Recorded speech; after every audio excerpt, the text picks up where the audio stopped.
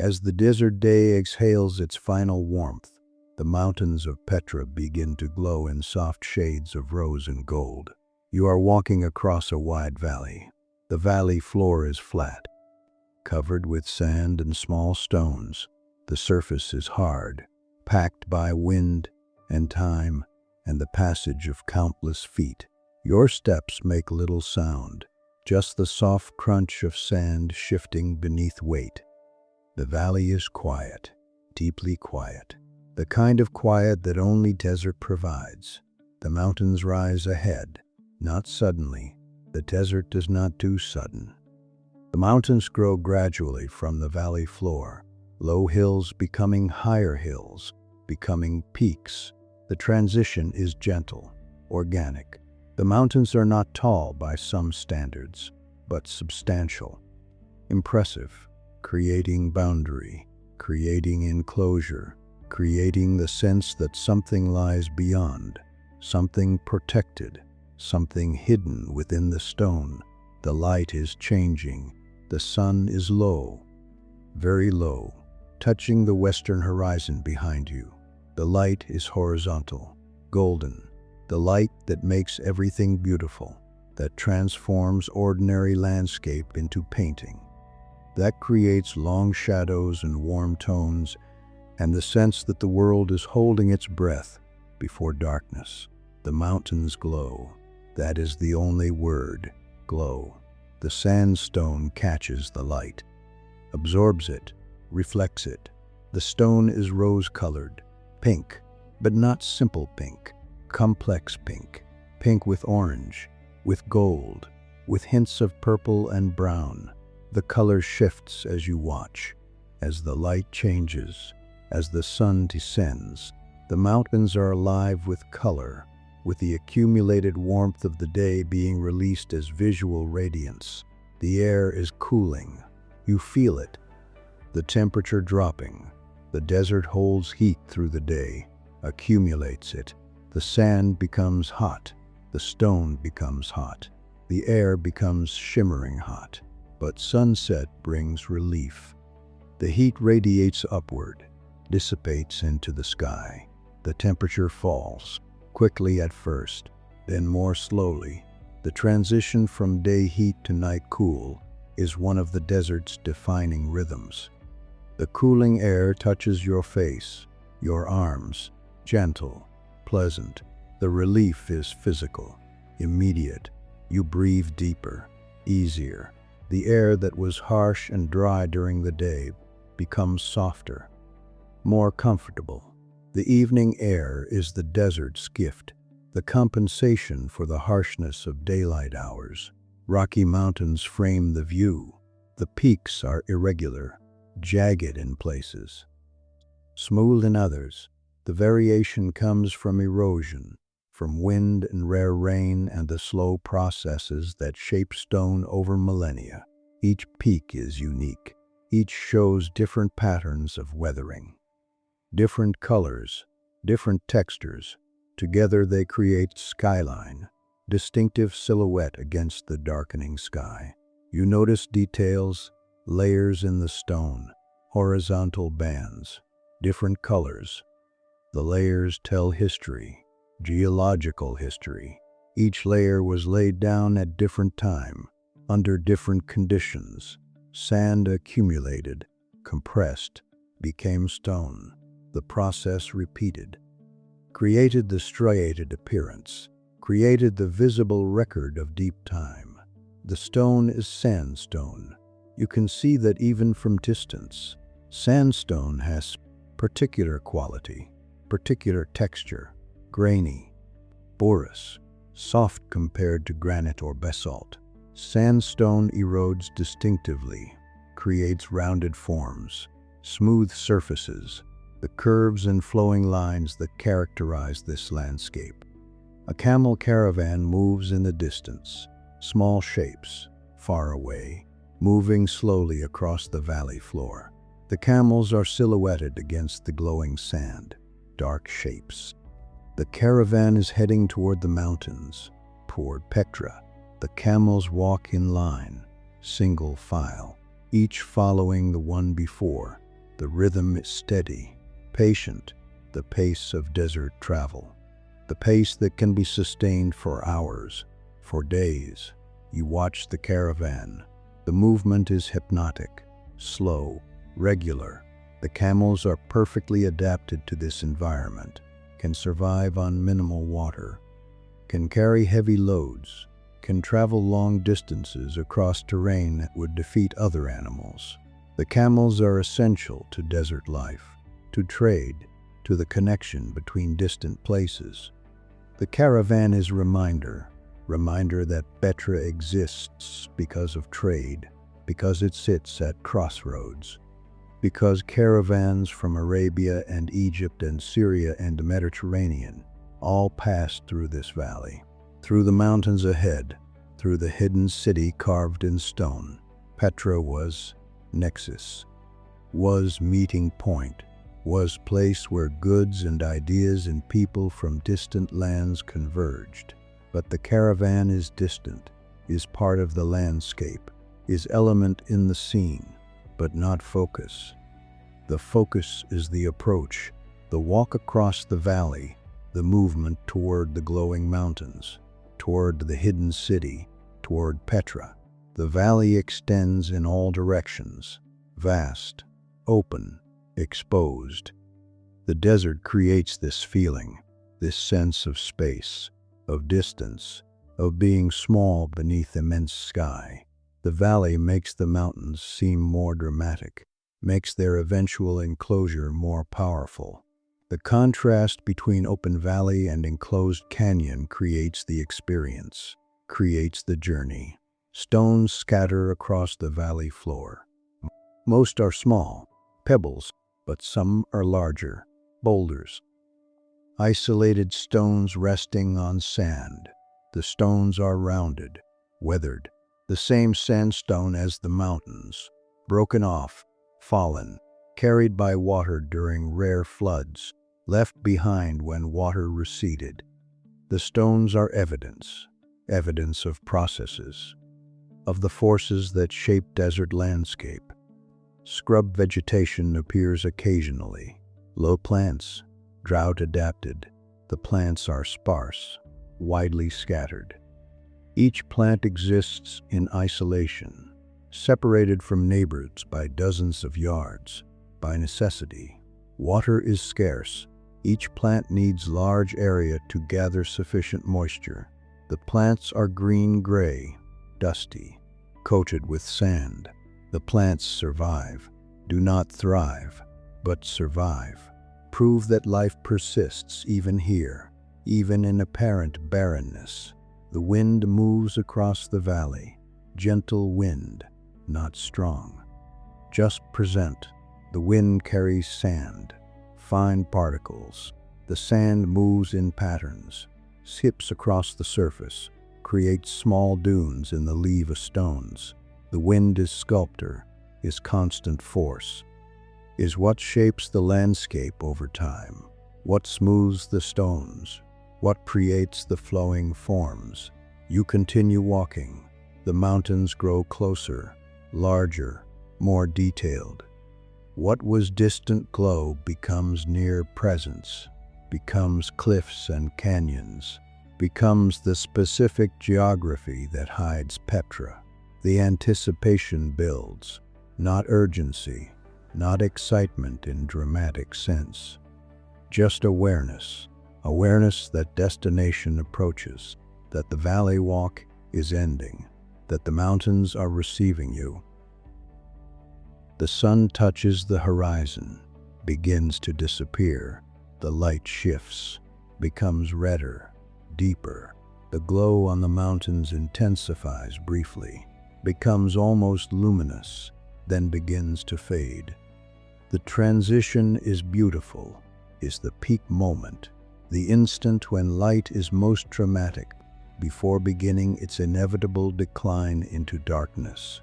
The city remains hidden for now. You cannot see it, cannot see any structure, cannot see evidence of human presence beyond the distant caravan. The mountains show only natural forms, only stone and sky. Petra is there, is within the mountains, but invisible, secret, waiting. The approach is complete, the valley is crossed, the mountains are near. And somewhere within the glowing sandstone cliffs, carved directly into living rock, the Rose City waits, silent, patient, eternal. The entrance is a crack, a fissure in the mountain wall, barely noticeable until you are close. The opening is narrow, perhaps 10 feet wide, perhaps less, dark. The contrast with the open valley is complete. The valley is horizontal, expansive, bright. The canyon entrance is vertical, compressed, shadowed. You enter, step from sunlight into shadow. The transition is immediate. The temperature drops. The canyon walls block the low sun, create perpetual shade. The cooling is noticeable, pleasant. The stone walls have not absorbed heat the way exposed surfaces have. The canyon maintains its own temperature, cooler, more constant. The passage is natural, is created by geological forces, by the movement of earth, by faulting and erosion. The walls were once joined, were split, were separated by forces you cannot see, but can infer. The crack widened over time. Water carved it deeper, made it passable, made it into canyon, into the Seek. Towering sandstone walls rise on both sides, not vertical, not quite, but close.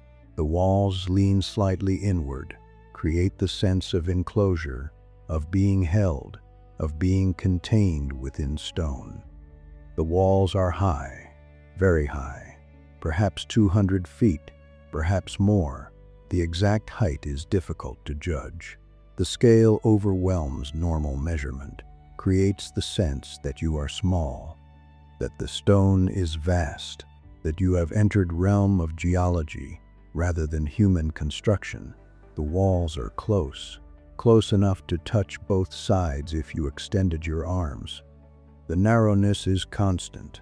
The canyon does not widen significantly, maintains its compressed character. The narrowness creates intimacy, creates the sense of passage, of corridor, of path that leads somewhere specific. Light enters from above, filtered light.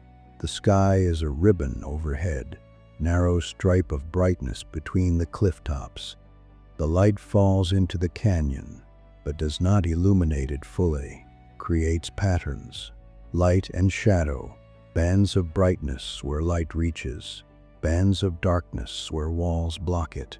The pattern shifts as you walk, as your position changes relative to the walls. Echoes of footsteps fill the space. Your steps sound different here, sound louder. The canyon amplifies sound, reflects it. Your footsteps echo, bounce off walls, return altered. The echo is not simple, is complex, multiple reflections. The sound fills the canyon, makes your presence audible, announces your passage. You walk slowly, deliberately. The pathway is smooth, worn smooth by countless feet, by millennia of passage. The Nabataeans walked here, traders, pilgrims, travelers from every direction. Each passage wore the stone slightly. Over centuries, wearing created smoothness, created the path you walk now. The stone beneath your feet solid, dependable, but shows evidence of water, channels worn into the surface, grooves. The channels were carved by water, by flash floods. The desert receives little rain, but when rain comes, it comes violently. Water fills the canyon, rushes through, carves and shapes. The channels are evidence, are the record of these rare events.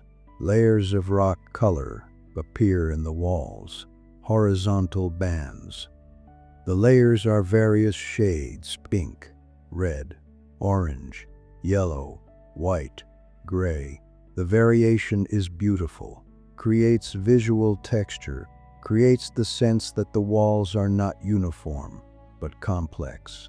Each layer represents different epoch, different conditions when the sand was deposited, different mineral content creating different colors. The colors shift as you move, as the light changes.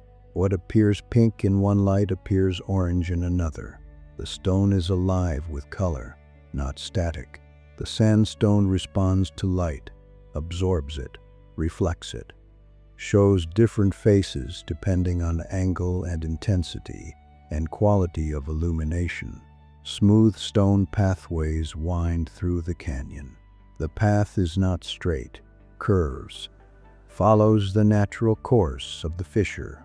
You cannot see far ahead. The curves hide what lies beyond, create mystery, create the sense of discovery. Each turn reveals new section, new view, new configuration of walls and light and shadow.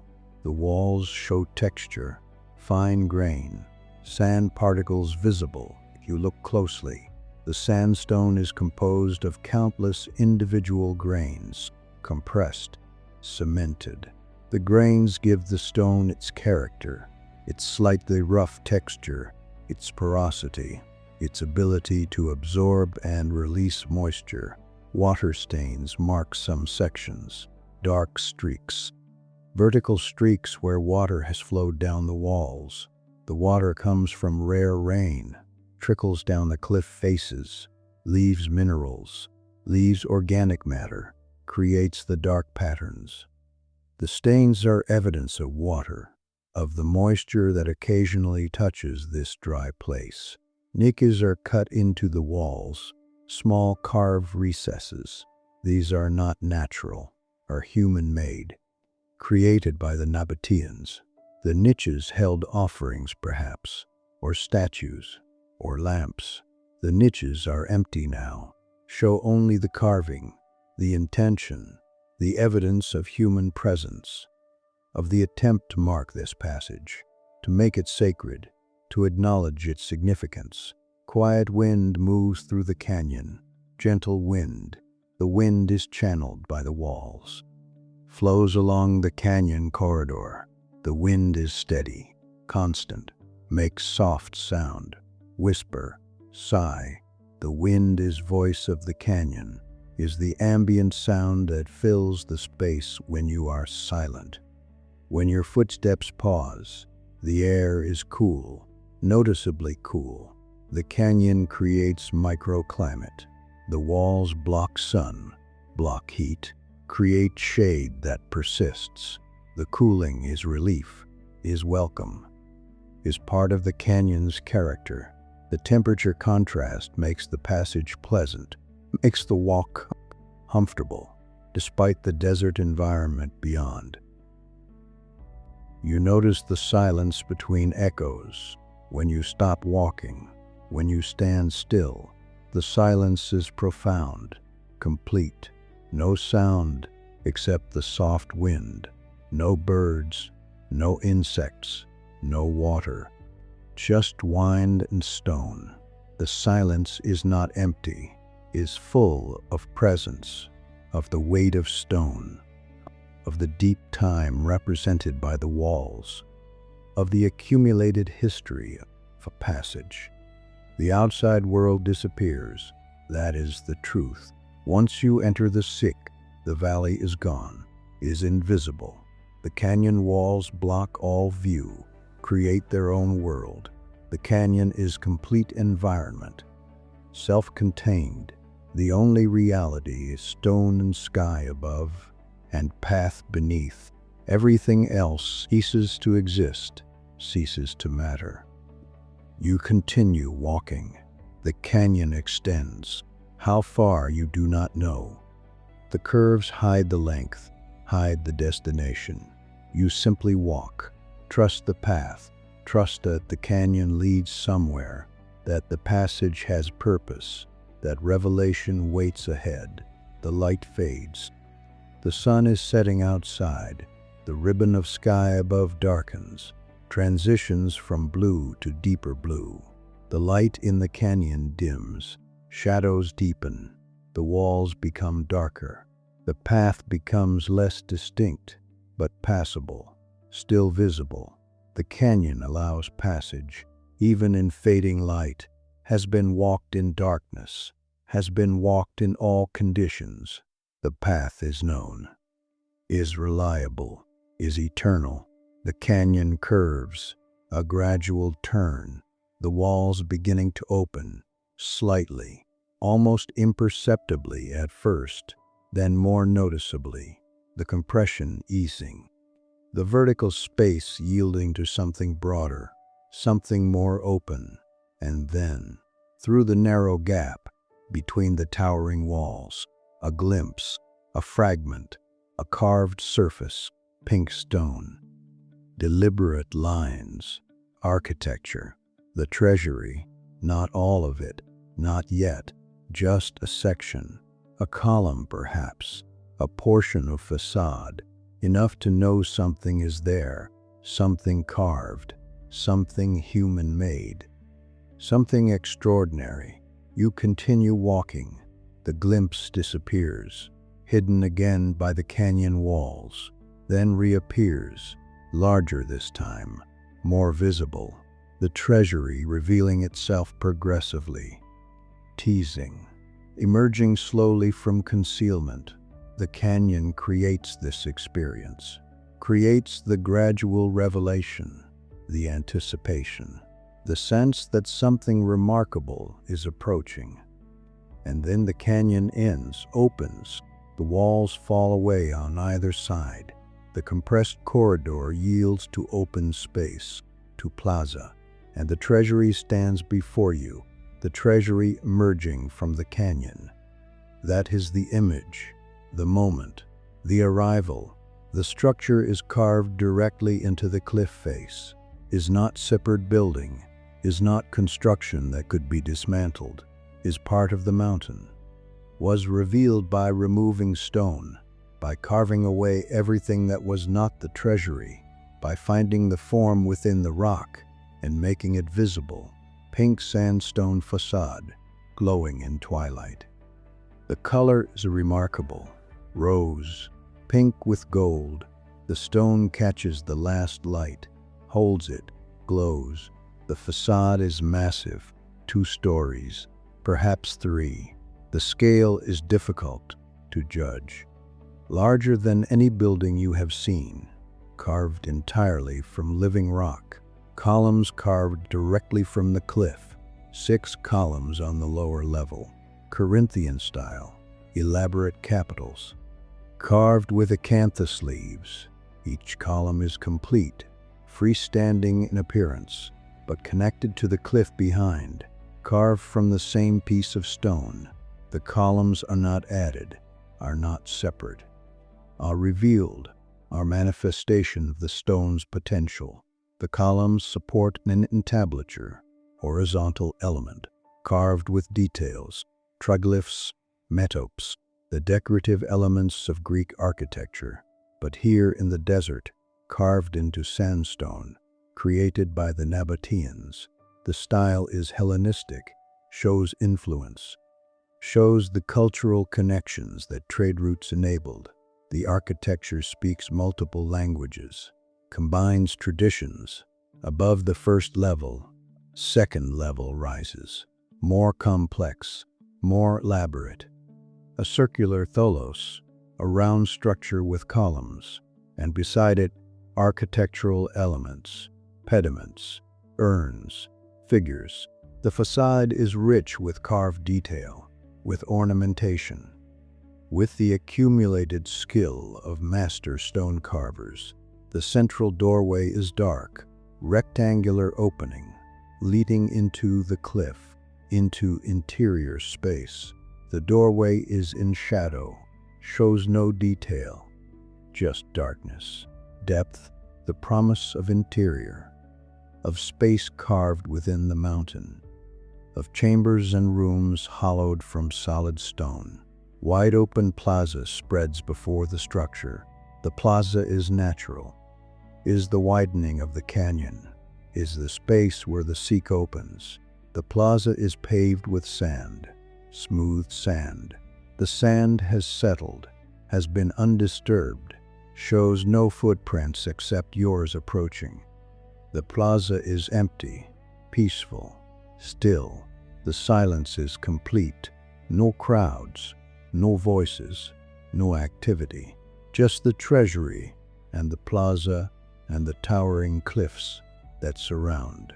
The emptiness is important. Creates the sense of discovery. Creates the feeling that you are seeing this for the first time, that you are alone with the monument, that this moment is private, intimate, yours. The facade shows weathering, erosion. The stone has been exposed for 2,000 years. Wind has touched it. Rare rain has touched it. Time has touched it. The edges are softened. Details are blurred in places, but the overall form remains clear, remains powerful. The weathering does not diminish, enhances, adds character, adds the visual evidence of age, of endurance. Colors shift across the facade. The stratification of the sandstone creates bands, horizontal stripes of different hues, pink fading to orange, fading to red, fading to white. The layers were exposed when the facade was carved, were made visible. Each layer adds to the visual complexity, creates depth, creates the sense that the stone is not uniform, but varied, rich, complex. The light is fading, twilight deepens, the glow on the facade intensifies briefly. The rose color becomes more vivid, more saturated. The stone seems to emit light rather than reflect it, seems to burn with internal radiance. The moment is brief, precious, the peak of the day's beauty before darkness claims it. Shadows deepen in carved details. The recesses become darker. The columns gain dimension. The relief becomes more pronounced. The fading light enhances the three-dimensionality, makes the carving more apparent, more impressive, shows the skill required. The precision, the artistic achievement. You stand in the plaza, looking up, taking in the scale, the artistry, the audacity of carving such structure directly into cliff face. The treasury is not practical, is not necessary for survival, is expression, is statement, is the Nabataeans declaring their presence, their wealth, their sophistication, their ability to create beauty, to make permanent mark on the landscape. You stand in the plaza, looking up, taking in the scale, the artistry, the audacity of carving such structure directly into cliff face. The treasury is not practical, is not necessary for survival, is expression, is statement, is the Nabataeans declaring their presence, their wealth, their sophistication, their ability to create beauty, to make permanent mark on the landscape. But the declaration is quiet now. The Nabataeans are gone, have been gone for centuries. The treasury remains, stands without its creators, serves no function, holds no treasure despite its name, is simply there, is monument, is the enduring evidence of human capability, of the desire to create, to leave something behind, to make beauty that outlasts its makers. The plaza receives you. The treasury witnesses you. The moment expands. Time slows. The experience is pure, is simply being present before remarkable thing, in remarkable place. At remarkable moment when light and stone and silence combine to create perfection. No crowds, no drama, just awe, just the quiet recognition of something extraordinary, just the acknowledgement that human hands created this, that human vision conceived this, that human labor realized this. The treasury is achievement, is testament, is gift from the past to the present, is reason to pause, to observe, to allow beauty to penetrate, to allow wonder to arise. The twilight continues to deepen. The facade continues to glow.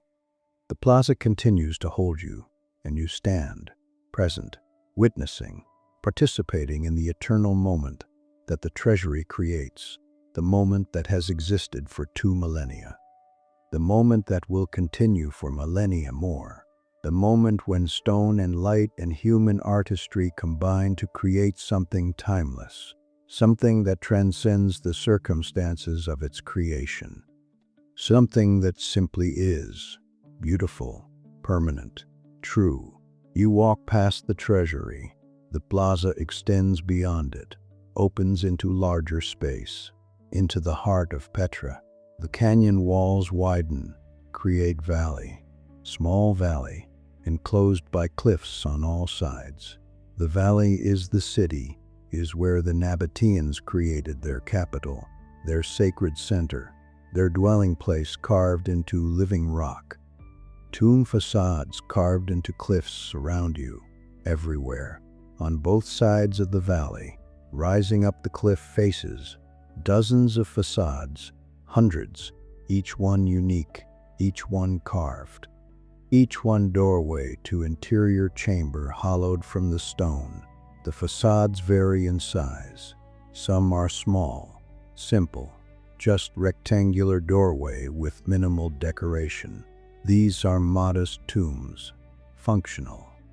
Direct, the carving is clean, but unelaborate, serves purpose without ostentation.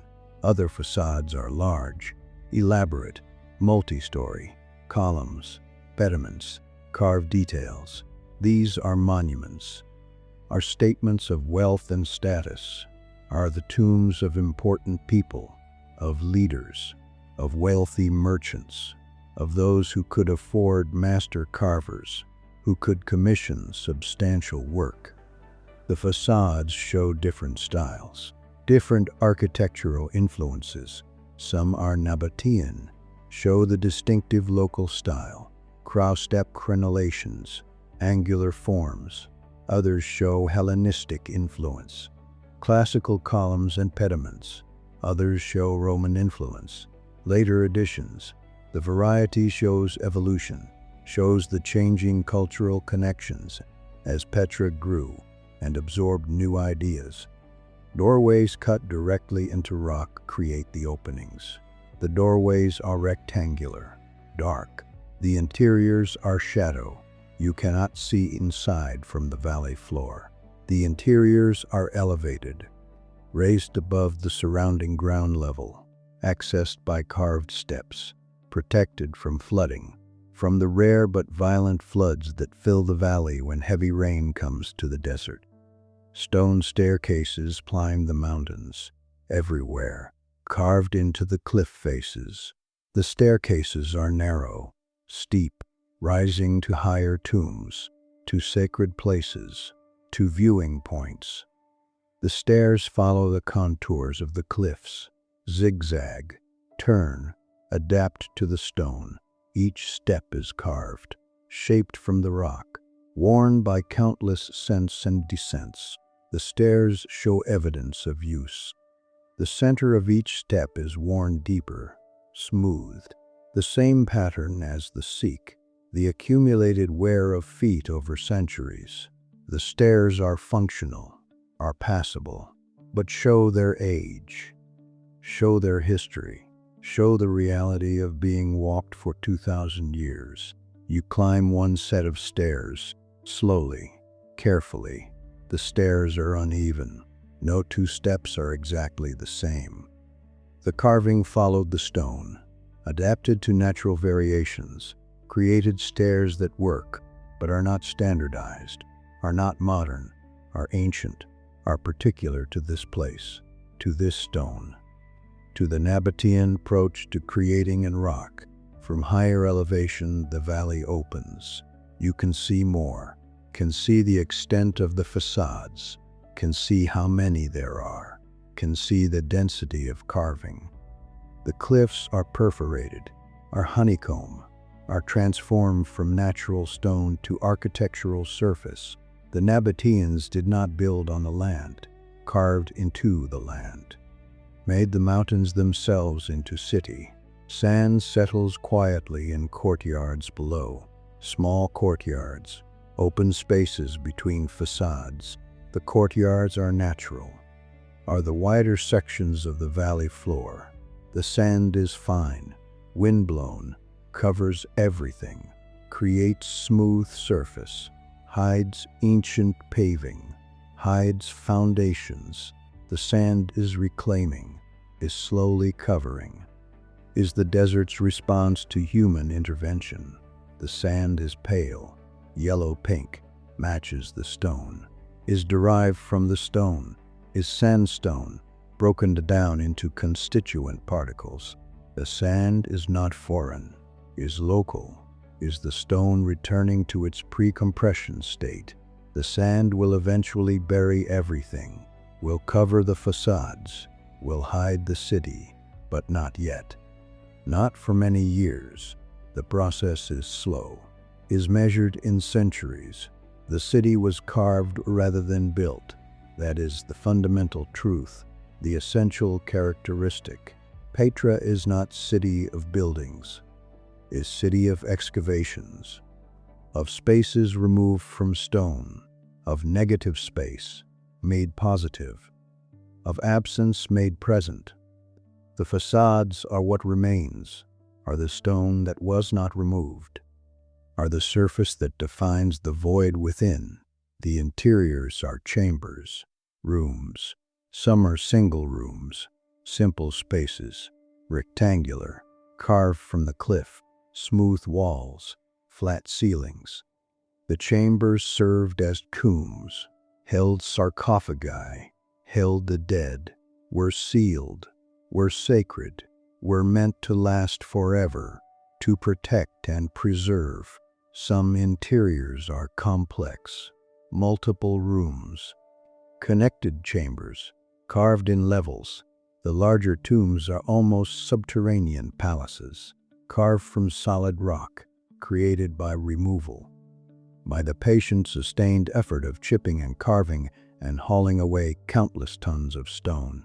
The effort required is remarkable, is testament to commitment, to belief in afterlife, to the importance placed on proper burial, on creating eternal home for the departed. The carving shows precision.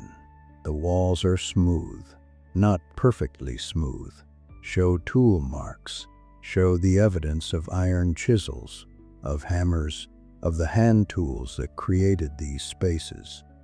But smooth enough, flat enough, finished. The Nabataean carvers were skilled, knew how to work stone, how to create clean surfaces, how to achieve their vision. You descend the stairs, return to the valley floor, continue walking, deeper into Petra, past more facades, past more doorways, past the accumulated evidence of the Nabataean civilization, of their artistic achievement, of their engineering skill, of their determination to create city unlike any other, city carved from mountains, city stone, city that exists as negative space, as absence that creates presence. The cliffs tower above, always present, always framing. The city is enclosed, is contained within stone. The mountains create boundary, create protection, create the sense that Petra is separate, is its own world, is realm apart from the desert beyond. The cliffs are more than geography, are architecture, are walls, are the fundamental structure that makes everything else possible. The facades continue, extend along the valley. Some are weathered severely, eroded, details lost. The soft sandstone is vulnerable, succumbs to wind and water. The carving disappears, returns to rough stone. The process is inevitable, is the price of creating in stone that erodes. But even weathered facades have beauty, have the aesthetic of age, of endurance, of the slow return to formlessness. The sun has set, the direct light is gone, but ambient light remains. The sky holds brightness, reflects it downward. The stone glows, releases the accumulated light of the day. The facades are luminous, are visible, are present, even as darkness approaches. The rose color persists, deepens, becomes richer. The stone at dusk is most beautiful, is most itself. The carved city of stone rests around you, above you, surrounds you completely. You are inside the achievement, inside the vision made real, inside the city that was carved rather than built, that exists as excavation rather than construction, that proves human capacity to transform landscape, to make the permanent mark, to create beauty that endures. The valley widens further, opens into larger space. This is the city center, the commercial heart, the place where caravans gathered, where goods were traded, where the routes from Arabia and Egypt and Syria and the Mediterranean converged, where Petra functioned as crossroads, as meeting point, as the nexus that made the city wealthy and powerful. Mess caravans arrive at dusk, not many, not the hundreds that once came, but some. The camels walk slowly, tired from the day's journey. The camels are loaded, bundles strapped to their backs. Bitberry knives, spices perhaps, textiles. The specific cargo is unclear, is not important. But what matters is that caravans still come, still use the ancient routes, still bring goods through Petra. The camels are led by herders, men in robes, dusty from travel. The herders guide the camels with soft calls, with touches. The relationship between herder and camel is close, based on understanding, on years of working together. The camels trust the herders, follow their guidance, stop when told, continue when released. The caravan approaches a courtyard, open space, surrounded by carved facades. The courtyard was caravanserai, was resting place for travelers and animals, was where caravans stopped for the night, unloaded, rested, prepared for the next day's journey. The courtyard has served this function for millennia, continues to serve it, is timeless space, is connection between past and present. The camels are unloaded, the bundles are removed, placed on the ground. The camels are released from their burdens, shake, adjust. The relief is visible.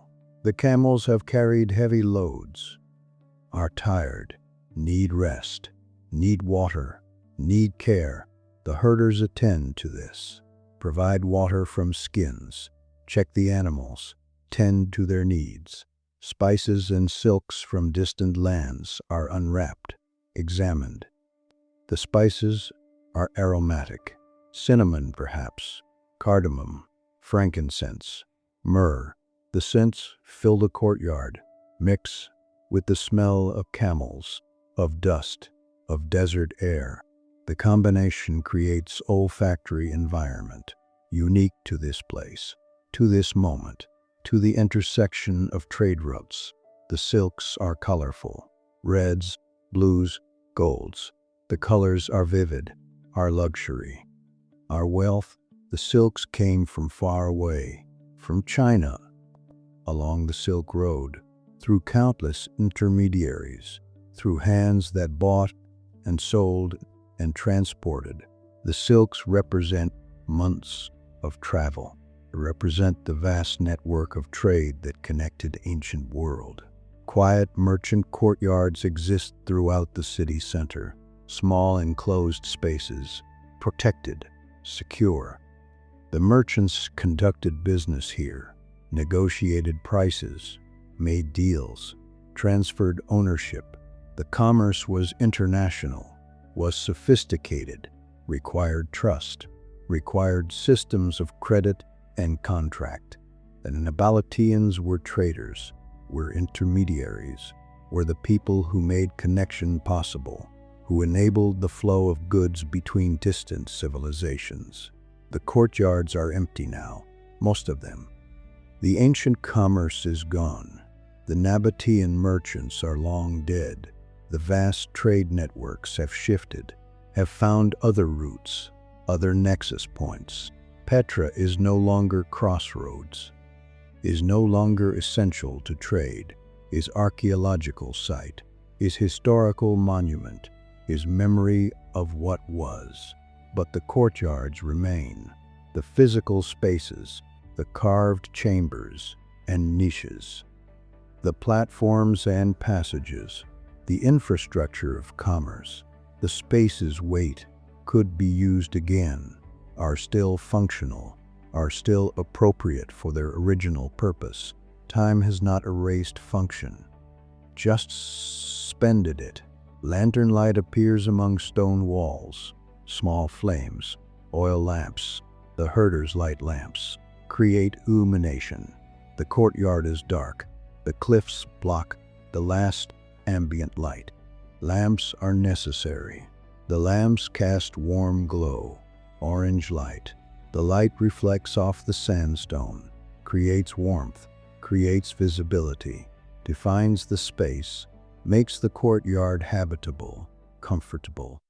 Human scale. The lanterns show the stone texture, highlight the carving, create shadows that emphasize depth. The facades around the courtyard are more visible now in lamplight than they were in fading daylight. The direct light reveals what diffuse light hid, shows the details, the precision, the artistry. You sit on a stone ledge, watch the activity. The herders prepare camp, roll out sleeping mats, prepare simple meal. The rhythm is practiced, efficient. These men have done this countless times. Know the routine. Move with economy of motion. No wasted effort. Everything purposeful. The camels settle, fold their legs, lower themselves to the ground, rest. The camels are patient, are adapted to waiting, to the long hours between travel. The camels chew, ruminate, process the food they consumed earlier. The rhythmic chewing is soothing, is ambient sound, is part of the courtyard's acoustic environment. The merchants who once filled these courtyards are gone, but the pattern persists. The activity continues in reduced form. Caravans still come, still rest, still continue their journeys. The tradition is unbroken, even if diminished. Connection to the past is tangible, is visible in the present actions that echo ancient actions, that repeat patterns established millennia ago. You think about the rhythm of travel and trade, the slow rhythm, the patient movement across vast distances.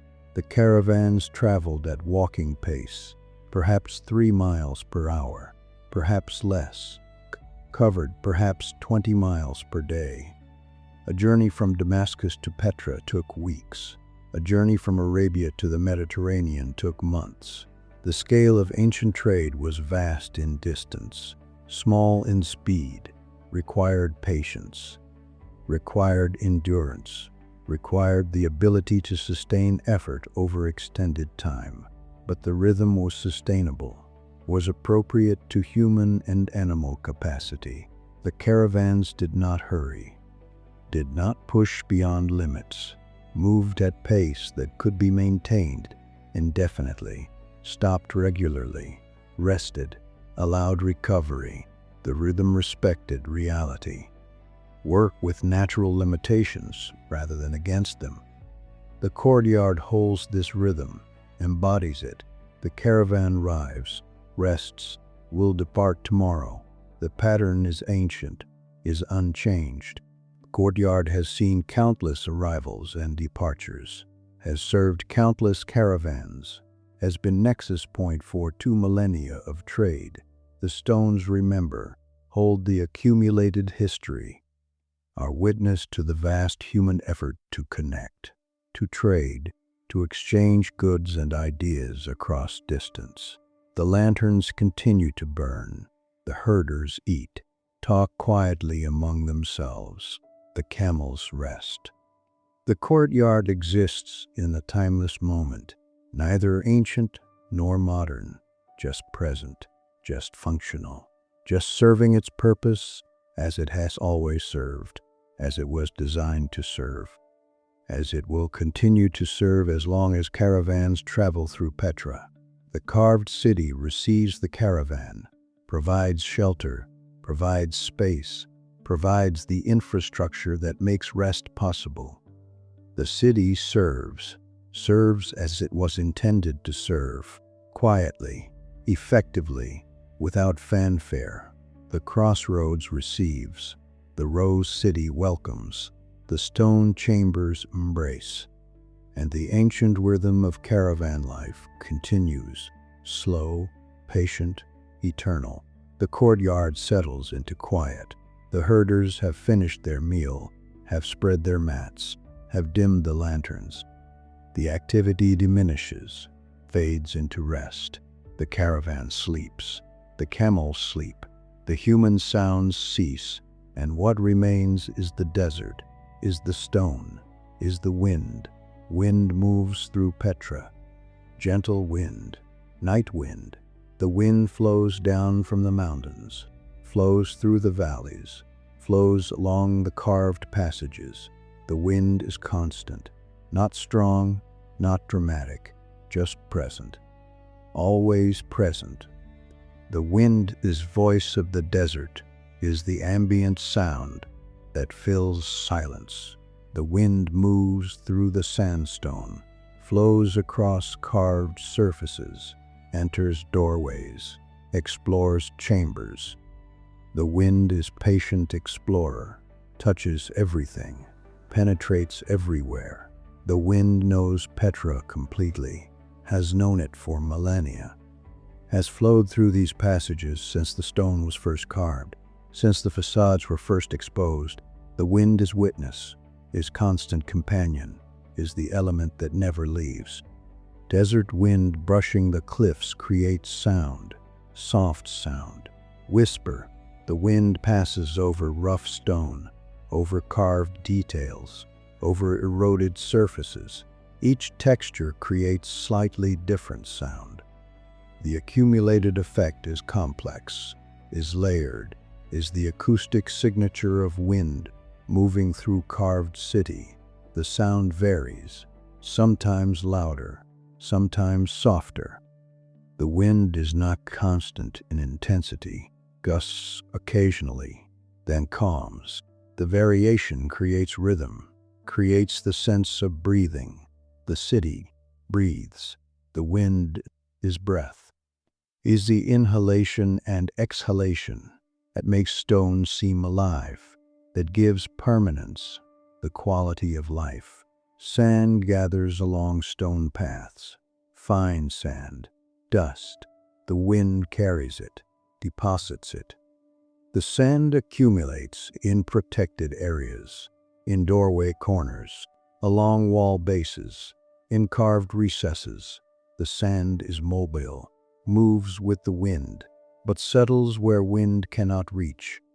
Where stone creates shelter, the sand patterns tell stories, show where wind flows most strongly, show protected areas, show the interaction between wind and stone. The patterns shift, change, are never fixed. The sand is ephemeral, is the temporary element in the permanent landscape, is the reminder that even in Stone City, change continues, movement persists, canyon echoes multiply sound. The wind creates sound. The sound reflects, bounces off cliff walls, returns altered. The echo is subtle, not dramatic, not obvious, but present. The wind's whisper becomes multiple whispers, overlapping, creating complexity, creating depth. The canyon is acoustic chamber, is instrument played by wind. You walk through the valley, leave the courtyard behind, move into darker sections, into areas where lantern light does not reach, where only starlight and ambient glow from stone provide illumination. The darkness is not complete, is not absolute. The desert night is never completely dark. Sky glow, stone glow, a faint luminescence that allows vision even without direct light source. The facades are silhouettes, dark shapes. The details are invisible. Just the overall forms remain visible. Rectangles, columns, pediments, the general structure. The specific carving is hidden, will return with morning light. But for now, just shapes, just the presence of architecture without detail. The wind continues, moves past you, around you, through your clothing, through your hair. The wind is cool, noticeably cool. The desert night is cold. The temperature has dropped significantly since sunset. The wind makes it colder, increases the cooling effect, but not uncomfortably, not harmfully, just noticeably. The cold is part of the experience, is part of being in desert at night. Cooling evening air settles in the valley. Cool air is heavy, sinks, fills low places. The valley is low place. The cold air accumulates, creates pool of coolness. The temperature of the valley floor is lower than higher elevations. The temperature inversion is normal, is expected, is the pattern that desert nights create. But the cooling is pleasant, is relief after day heat, is what makes desert nights beautiful, what makes them comfortable. The temperature is perfect, cool enough to be refreshing, not cold enough to be uncomfortable. The balance is natural, is self-regulating, is the desert finding equilibrium between day extreme and night extreme. You find a carved bench, stone seat, cut into the cliff face. The bench was created deliberately, was placed to sit, to rest, to observe. The bench is smooth, worn by countless sitters, by the accumulated use of 2 millennia. The bench is comfortable despite being stone. The form fits the body. The ancient carvers understood ergonomics, understood human proportion, created functional beauty. You sit. The stone is cool against your body. The coolness penetrates. You feel it. The stone has no warmth, radiates coolness, draws heat from your body. The sensation is pleasant, grounding, connects you to the stone, to the permanence, to the deep time that stone represents. From the bench, you can see the valley, can see the facades, can see the dark openings, can see the stars above. The view is comprehensive, is sign view. The bench was placed here for this view, was intended as observation point, as place to experience Petra, to see the city, to contemplate its meaning. The wind continues to flow. The sound continues. The whisper, the sigh, the breath of the desert moving through carved stone. The sound is meditative, is focus point, is the thing your attention rests on. The sound does not demand, does not insist, just exists, constant, reliable, present. This is a slow sensory section, is the pause in the journey, is the moment to simply be present, to experience without moving, without seeking, without doing, just to sit, to feel the cool air, to hear the wind, to see the dark facades, to allow the sensory input to be absorbed, to penetrate, to become memory. The stone beneath you is ancient, is millions of years old. The stone existed before humans, before cities, before consciousness that could appreciate beauty. The stone will exist after, long after. The stone is patient, is eternal in ways that life cannot be.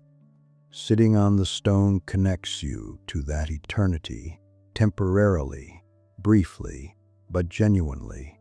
The facades across the valley are dark, are mysterious. In daylight, they are explained, are understood, are architectural achievements.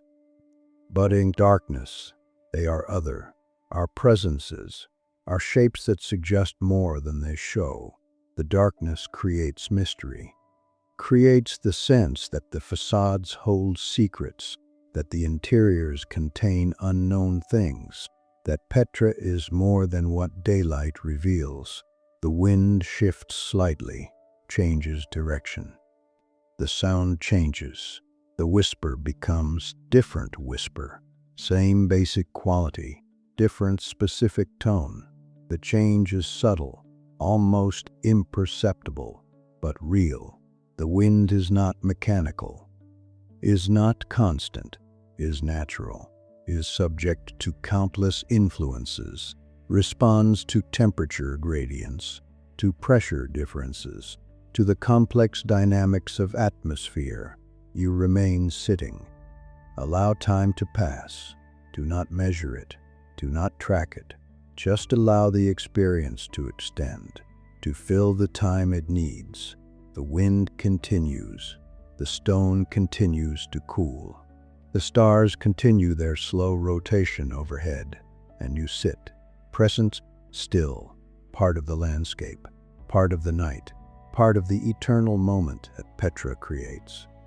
The moment when human and stone and wind and darkness combine, when past and present merge, when the city is most itself, most mysterious, most beautiful. The moon rises, not full, three-quarter moon, waxing. The moon appears above the eastern cliffs, slow, gradual. The appearance is not sudden, is progressive. The glow appears first, illuminates the sky above the cliffs, then the edge, the rim, then the full disk, rising, climbing into the night sky. Moonlight transforms everything. What was dark becomes visible. What was hidden is revealed. The facades emerge from shadow, show their forms, their details.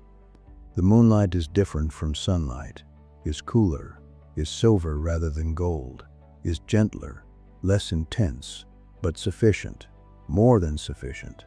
Moonlight on sandstone creates magic. The stone that glows, rose and gold, in sunlight glows, silver pink, in moonlight. The color is ethereal, is otherworldly. The facades seem to float, seem to be made of light rather than stone. Effect is beautiful, is transformative, is why Petra at night is different experience from Petra by day. The Treasury is luminous. The facade catches moonlight, reflects it. The carved columns show clearly. The details are visible. The capitals, the cornices, the pediments, everything carved becomes visible. The moonlight is directional, creates shadows. The shadows emphasize the three-dimensionality, make the carving more pronounced, more dramatic. The dark doorway at the Treasury's center is completely black, is void. The moonlight does not penetrate, cannot illuminate the interior. The contrast is stark. The illuminated facade, the black doorway, the boundary between light and shadow is sharp, absolute. The doorway is mystery, is the unknown that moonlight cannot reveal. Lanterns appear along narrow paths, not many, scattered. The lanterns are oil lamps, small flames. The lanterns are placed for safety, for navigation, for the few people who move through Petra at night. The lantern light is warm, orange, contrasts with the cool moonlight, creates dual illumination. Two different light sources, two different colors. The combination is beautiful.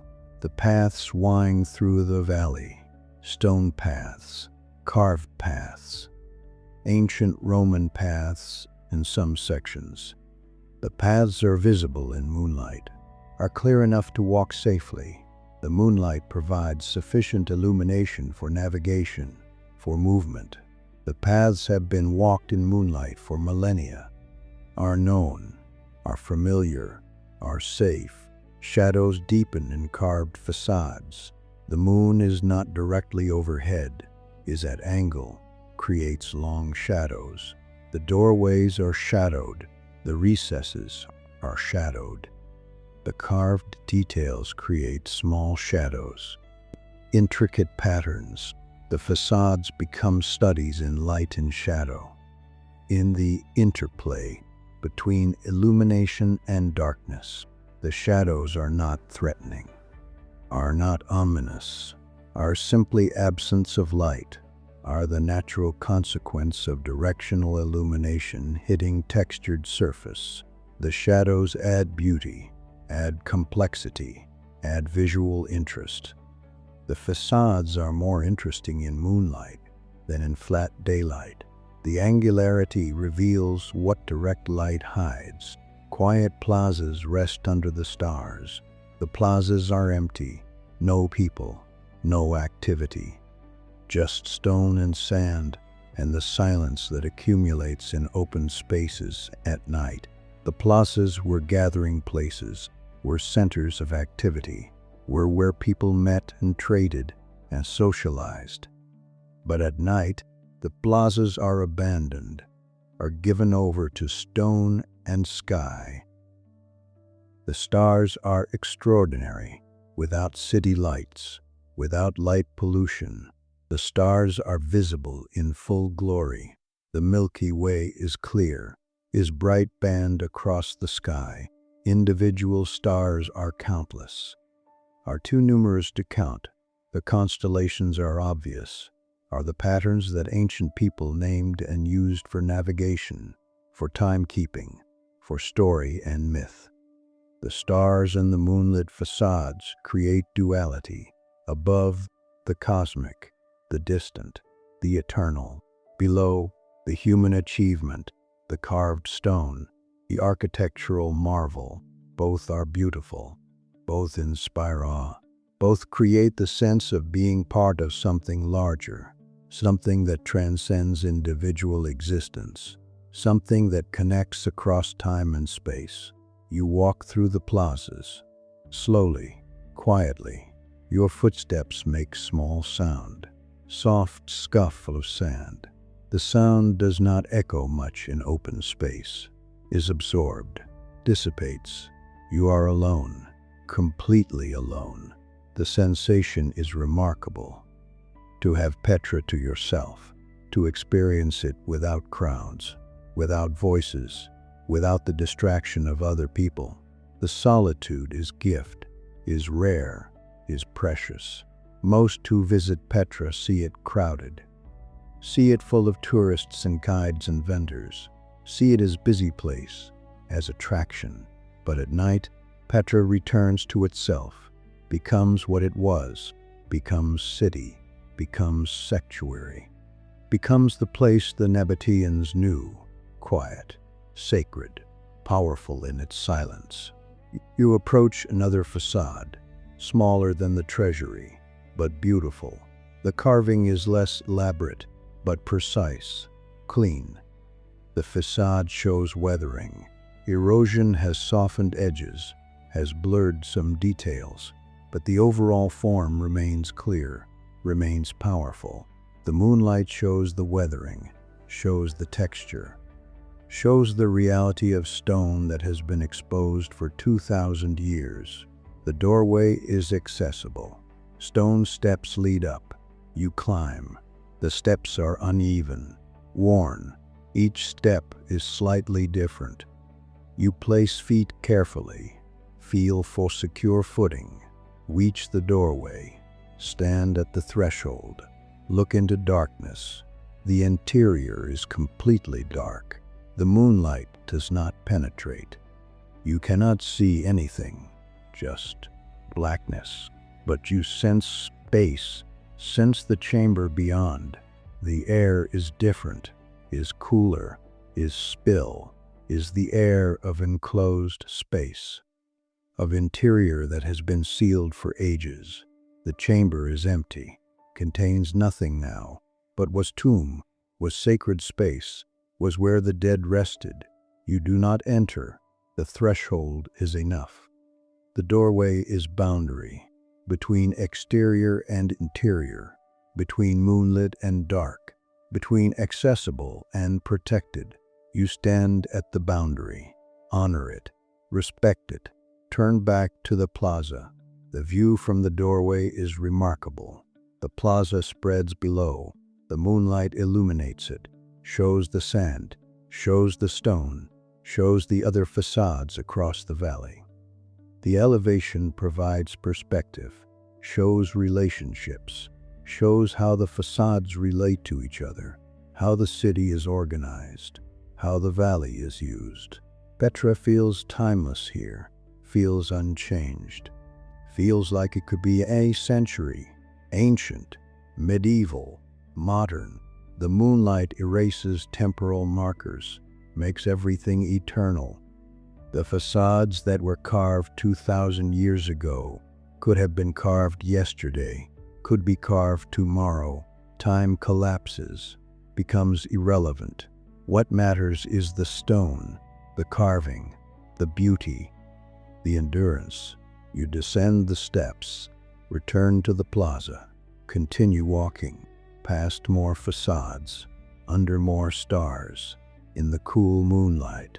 Petra at night is meditation, is slow movement through sacred space, is allowing the beauty and silence and presence of stone to penetrate consciousness, to create memories that will last, to provide experience that cannot be replicated, that exists only here, only now, only in this moment when moon and stone and solitude combine perfectly. The path begins to climb, gradually at first, then more steeply. The path is leaving the valley floor, is ascending the cliffs, is leading upward towards the monastery, toward Petra's largest carved monument, toward the structure that sits high on the plateau, that overlooks the desert, that requires effort to reach. Long stone staircases rise ahead, very long. The stairs are carved into the cliff face, follow the natural contours, zigzag, turn, climb relentlessly upward. The stairs are uneven. Each step is unique, carved individually from the living rock. The stairs show wear, show the passage of countless climbers. The center of each step is lower, smooth. The edges are higher, less worn. The pattern is familiar, is the evidence of use over centuries. You begin climbing. The effort is immediate. The stairs are steep. Each step requires commitment, requires lift, requires energy. The climbing is work, is physical, is the price of reaching the monastery. The stairs are not difficult, are manageable, but are sustained, continue for a long distance, require patience, require pacing. The moonlight illuminates the stairs, shows each step, allows safe ascent. Without moonlight, climbing would be treacherous, would require lamp, but the moon provides, gives sufficient light, makes climbing possible. The moonlight is gift, is enabler, is the what allows this night ascent. You climb steadily, not fast, not slow, just steadily. The rhythms is important, is what makes long climbs sustainable. Rush and you exhaust, dawdle and you never arrive. The steady pace is middle way, is what allows completion. You maintain it, trust it. Allow the rhythm to carry you upward. The valley falls away below. The elevation increases. You can see more, can see farther. The treasury is visible, small now, distant. The valley floor spreads below. The other facades are visible. The entire layout becomes clear. The pattern, the organization, The valley appears as it is, as organized space, as planned city. High cliffs rise on both sides. The path is carved into one cliff. The other cliff rises opposite. The space between is vast, is canyon, is the natural cleft that the path exploits, that the stairs follow. The cliffs are massive, are overwhelming, create the sense of being small, of being vulnerable, of being at the mercy of geography. But the path is secure. The stairs are solid, are carved from the same stone as the cliffs, are part of the cliffs, are not added, are revealed, are the stone's own offering, its own accessibility. The stairs are safe despite the exposure, despite the height, despite the apparent precariousness. The wind is stronger here, exposed to wind. The cliff face does not shelter. The wind flows freely, hits you directly. The wind is cool, is strong enough to notice, to feel. The wind is reminder that you are elevated, are in the wind's domain, are where air flows unimpeded. You continue climbing. The stairs turn, switch back, continue upward from different angle. The turning provides visual relief, changes the view, changes what you see. Each switchback reveals new perspective, new relationship to the valley, new understanding of the landscape. The effort accumulates. Your breathing is deeper. Your heart rate is elevated. Your muscles work. The physical exertion is real, is present, but manageable. The stairs are designed for this, are meant to be climbed, have been climbed by countless people, by pilgrims, by visitors, by the Nabataeans themselves who created the monastery, who worshipped there, who made this climb regularly. The stairs finally end, open onto plateau, flat area. The elevation is substantial, perhaps 300 feet above the valley floor, perhaps more. The plateau provides space, openness, relief from the vertical climbing. The ground is flat, is stable, is secure, and the monastery stands before you, emerges from the cliff, dominates the plateau, fills the view. The massive monastery facade rises impossibly large, larger than the Treasury, much larger. The facade is 2 stories, but the stories are enormous. The columns are 50 feet tall, perhaps more. The scale is inhuman, is beyond normal building scale, is monumental, is meant to overwhelm, to inspire awe through size alone.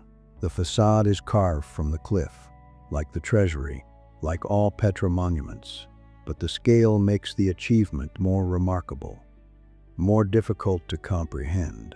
How did they carve this? How long did it take? How many workers? How much effort? The questions are unanswerable. The achievement is simply there, simply real, simply carved from living rock by human hands using iron tools. The monastery is simpler than the Treasury, less ornamented, fewer carved details. The style is more austere, more direct. The power comes from scale, from proportion, from the perfection of the basic forms, columns, pediment, doorway. The elements are few, but each is perfect.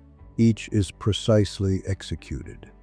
The simplicity is sophisticated, is deliberate, is aesthetic choice. The central doorway is vast, tall, wide, dark.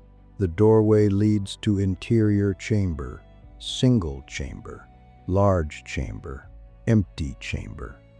The monastery is not tomb, is temple, is religious structure, was place of worship, was sacred to the Nabataeans, was where rituals occurred, where the divine was honored, where the connection between human and cosmic was enacted. High cliffs rise behind the monastery. The monument is carved into the base of even higher cliffs. The cliffs tower above, create backdrop, create context, show that the monastery, despite its size, is small, is human achievement within vast geological reality. The cliffs humble even monumental human creation. Remind that stone existed before carving, will exist after, is eternal in ways that even carved monuments are not. Wind moves across the plateau, strong wind, constant wind. The plateau is exposed, is high, is where wind flows unobstructed. The wind is loud here, not whisper, not sigh, actual sound, rushing, flowing. The wind is presence, is force, is element that cannot be ignored. The wind moves past the monastery, flows around it, through the doorway. The facade blocks some wind, creates shelter, but the plateau remains windy, remains exposed. The wind is part of the experience, is what makes the monastery feel isolated, remote, different from the valley monuments below. The view from the plateau is extraordinary. You can see desert valleys, multiple valleys, extending in different directions. The valleys are dark, are shadowed. The moonlight shows their general shapes, their relationships. The valleys create pattern, create network, show how the landscape is organized, how water flows, how movement happens. You can see the horizon, distant. The desert extends to the horizon. Miles of desert, tens of miles. The desert surrounds Petra, surrounds completely. Petra is island, is oasis, is the anomaly in vast expanse of barrenness. The desert makes Petra possible, makes Petra necessary, makes Petra valuable. Without desert, no need for water source, no need for shelter, no need for trading post. The desert creates Petra, defines it, gives it purpose. You sit on the plateau, near the monastery, facing the view. The wind flows past, the moonlight illuminates. The monastery stands silent, patient, eternal. The effort of climbing is forgotten. The elevation provides reward, provides perspective, provides the understanding that comes from height, from seeing landscape whole, from comprehending relationships that ground level view obscures. The sense of height and space is profound. You are small. The monastery is large. The cliffs are larger. The landscape is vast. The scale progression is humbling, creates perspective, creates the sense that individual existence is brief, is small, is temporary. But the stone endures. The landscape endures. The monastery will stand long after you are gone. The wind will blow. The moon will rise. The desert will extend to the horizon, unchanging, eternal, indifferent to human presence, to human absence, to the brief moment of consciousness that observes and then passes. But in this moment, you are here, are present, are experiencing, are part of the pattern, are witness to the beauty, to the achievement, to the intersection of human ambition and geological reality, to the carved monument on the high plateau, to the wind and moonlight and vast desert, to Petra, to the Rose City, to the sanctuary carved from stone. The moon is higher now, has climbed above the eastern cliffs, illuminates the plateau more directly. The light is brighter, more complete. The shadows are different, shorter, more defined. The monastery is fully visible, every detail clear in the silver light. You stand at the plateau's edge, looking out, looking away from the monastery, looking toward the desert, toward the endless expanse that surrounds Petra. The view is unobstructed, is complete. You can see for miles, for tens of miles, until the horizon, until the curve of the earth creates boundary, until distance makes distinction impossible. The endless desert extends beyond the mountains. Not one desert, many, different textures, different elevations, different characters, but all desert, all arid, all harsh, all beautiful in the way that barren landscapes are beautiful, stripped to essentials, showing geology directly, showing the bones of the earth. The desert is dark, darker than the illuminated stone of Petra. The moonlight shows the general shapes, the mountains, the valleys, the major features, but details are obscured, are lost in darkness and distance. The desert is mystery, is the unknown that surrounds the known, is the vast context within which Petra exists as small point, as refuge, as the place where water and stone combine to create sanctuary. You think about the Nabataeans who lived here, who chose this place, who built their capital in the middle of desert. The choice seems strange from distance, seems difficult. Why here? Why in such harsh environment?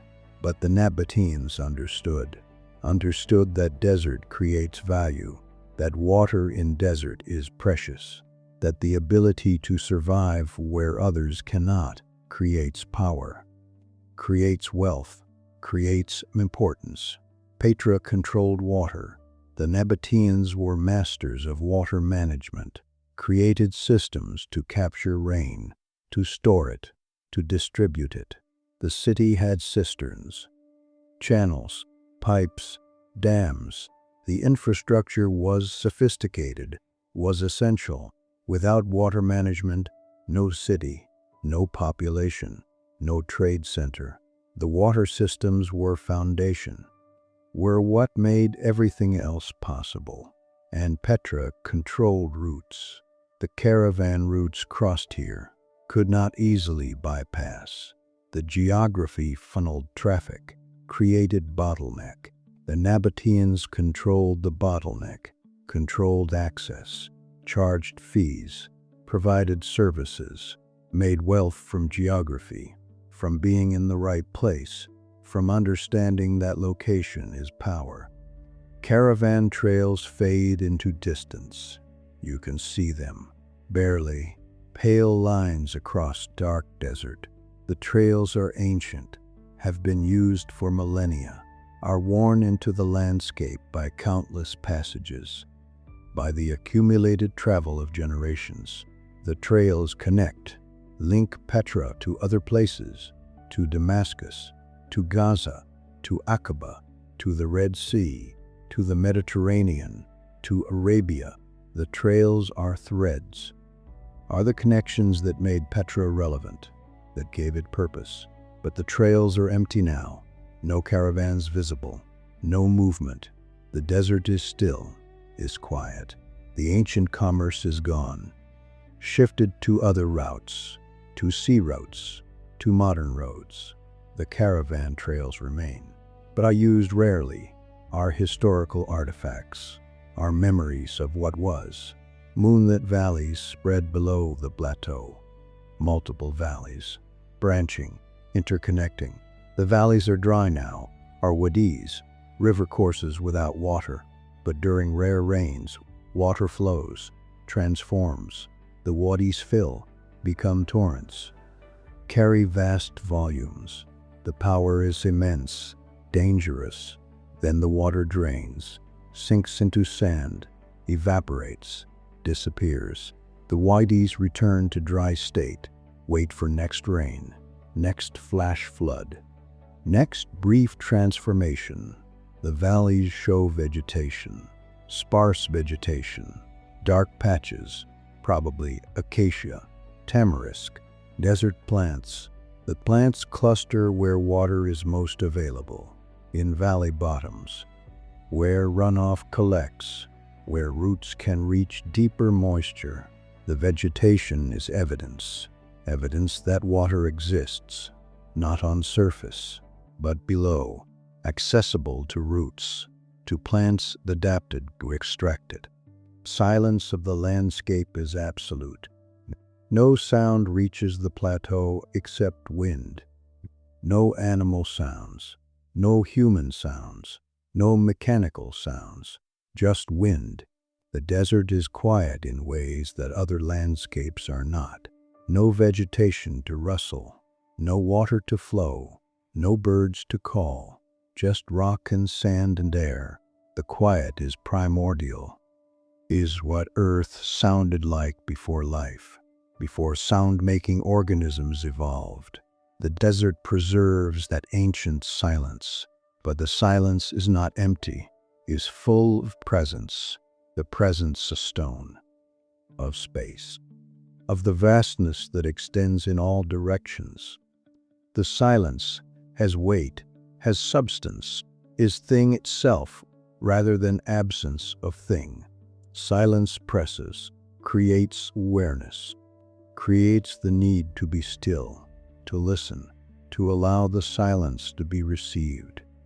The city feels hidden within the earth. That is accurate description. Petra is not visible from the plateau, is below, is in the valleys, is tucked into the cliffs, is concealed.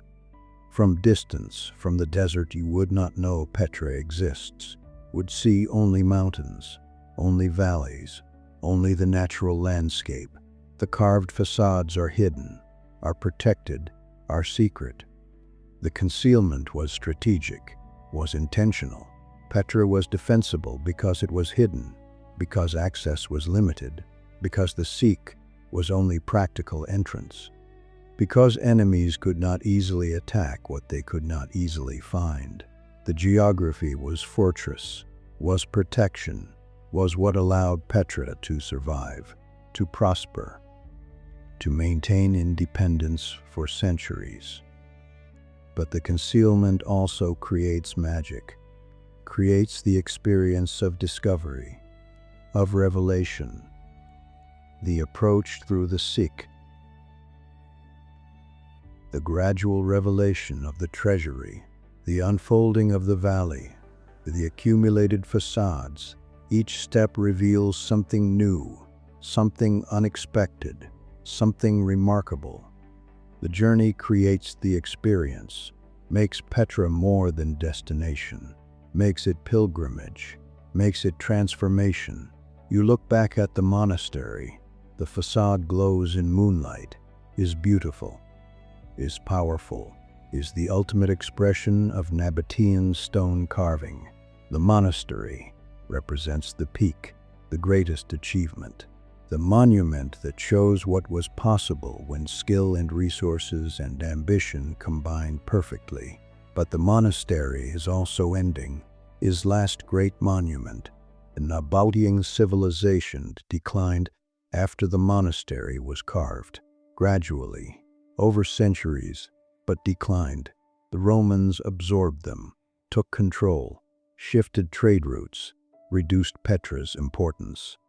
The city continued, but diminished, became provincial, became peripheral, eventually was largely abandoned, became lost, became legend, became the Rose City that Western world forgot until modern rediscovery. But the monuments remained, the carvings endured, the stone waited, and when Western explorers found Petra again, when the world learned of the Rose City, when visitors began to come, the monuments were still there, still beautiful, still powerful, still demonstrating what the Nabataeans achieved, still preserving their memory, their skill, their aesthetic vision. The desert preserves, the aridity protects. In wet climate, stone erodes quickly, crumbles, returns to rubble. But desert stone endures, lasts.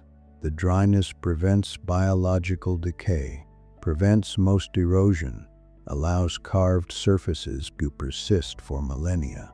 The desert is harsh to life, but gentle to stone, is perfect environment for preservation, for allowing the past to remain present, for making history visible. You remain on the plateau, under the moon, above the hidden city, surrounded by desert. The wind flows, the silence holds, the monastery stands, and you experience the fullness of the moment, the culmination of the journey, the height that provides perspective, the understanding that comes from elevation and exposure, and the vast view of desert extending to horizon, the sense that you are small, that the landscape is vast, that human achievement is remarkable but temporary, that stone endures, that the desert preserves, that beauty persists, that Petra exists, hidden, protected, eternal. The descent begins. Back down the long stairs, back toward the valley. The monastery recedes above, returns to the plateau, to the high place, to its eternal station overlooking the desert. You descend carefully. The stairs are steeper going down, require different care, different awareness. Each step is commitment, is controlled fall, is trust in the stone beneath. The valley receives you, welcomes you back. The elevation decreases, the wind diminishes, the air becomes warmer. The valley is protected, is sheltered, is home. The plateau was exposure, was height, was the exceptional place. But the valley is center, is heart, is where Petra exists most completely. Sandstone walls are cooling at night. The stone releases the last stored heat, radiates it upward. The night is coldest now. The hours before dawn, the stone is cool to touch, is comfortable. The cooling is complete. By morning, the stone will be cold, will need the sun to warm it again, will begin the cycle again. The daily rhythm of stone, of absorption and release, of warming and cooling, the rhythm that has continued for millions of years, that will continue for millions more. Moonlight illuminates the treasury again. You return to the plaza, stand before the facade. The treasury is magnificent in moonlight, is perhaps more beautiful than in sunlight. The silver light reveals the carving differently, emphasizes different aspects, creates different shadows, shows the monument in new way, in way that feels more mysterious, more sacred, more eternal. The facade is perfect in this light. The proportions are clear, the symmetry is obvious, the carving is precise, every detail is intentional, every element serves the composition. The treasury is not accident, is not approximation, is achievement, is the result of vision and skill and sustained effort, is proof that humans can create beauty, can make permanent marks, can transform stone into art. The central doorway is still dark, still mysterious. The interior is inaccessible, is protected, is separate from the illuminated exterior. The boundary remains. The threshold is not crossed. The mystery persists. Some things remain unknown, remain hidden, remain beyond access. The interior is one of them. You think about what the treasury meant, what it means.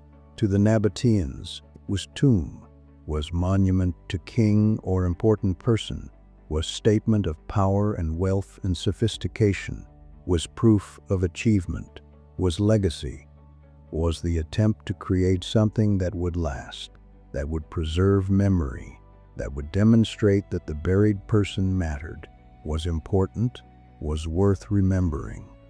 To modern visitors, the treasury is symbol, is icon, is the image that represents Petra, is what people recognize, is what they come to see. The treasury has transcended its original purpose, has become more than tomb, has become art, has become heritage, has become the shared property of humanity, is protected, is preserved, is given to the world as gift from the past. Quiet canyon entrances await in darkness. The seek is there. Is the passage back to the outside world? Is the exit? Is the route of departure? But not yet, not now. You remain in the valley, in the heart of Petra, in the Rose City, under the moon, surrounded by stone. Other facades line the valley, other monuments, other achievements, each one unique, each one worthy. The Treasury dominates, gets the attention, but the other carvings matter too. Show the range, show the evolution of style, show that Petra was city, was collection of monuments, was accumulated achievement across generations. Stars shine above Petra, countless stars. The Milky Way is clear, is bright band. The stars have shone on Petra for millennia, shone on the Nabataeans, shone on the Romans, shone on the centuries of abandonment, shine now on the rediscovered city. The stars are constant, are witnesses, are the eternal element that connects all eras, all people, all moments. The stars care nothing for human concerns, for civilizations that rise and fall, for cities built and abandoned, for the brief moment of consciousness that observes them. The stars exist in their own time, measured in millions and billions of years. Petra is instant to the stars, is less than instant, is beneath notice. But to humans, Petra is significant, is important, is achievement, worth preserving, worth visiting, worth experiencing. The scale is human scale. The time is human time. The meaning is human meaning. And within that context, Petra matters deeply, is testament to what humans can create when they combine vision and skill and effort. When they commit to creating beauty, when they carve their dreams into living rock. The valley is peaceful, is quiet, is at rest. The day visitors have left, the merchants have closed their shops. The modern village outside Petra's boundaries has settled for the night. The Rose City returns to itself, to the quiet, to the stone and stars and cool night air. In the quiet of the desert night, the Rose City rests within its mountains, protected, hidden, preserved. The stone facades wait for morning, wait for the sun to rise and illuminate and bring another day. But for now, night holds everything. Gently, completely, the monuments stand. The wind whispers, the moon glows, the stars shine. The desert extends to the horizon, and Petra exists, carved from stone, preserved by desert, revealed by moonlight, beautiful, eternal, perfect. You walk slowly toward the seek, toward the exit. The journey is ending, the experience is complete, but the memory will remain, will persist, will be carried forward. Petra has given its gift, has shown its beauty, has shared its story, has allowed you to witness, to experience, to be present in this ancient place, in this carved city, in this rose-colored sanctuary, hidden within the desert mountains. The seek receives you. The narrow canyon, the high walls, the compressed passage, the shadows deepen, the cliffs block the moonlight. The darkness is nearly complete, but you know the way. Trust the path. Move forward. The seek guides, protects, allows passage, releases you eventually to the desert, to the open air, to the world beyond Petra. But something remains, something carried. The Rose City is no longer just place read about, place imagined, is experienced, is known, is remembered.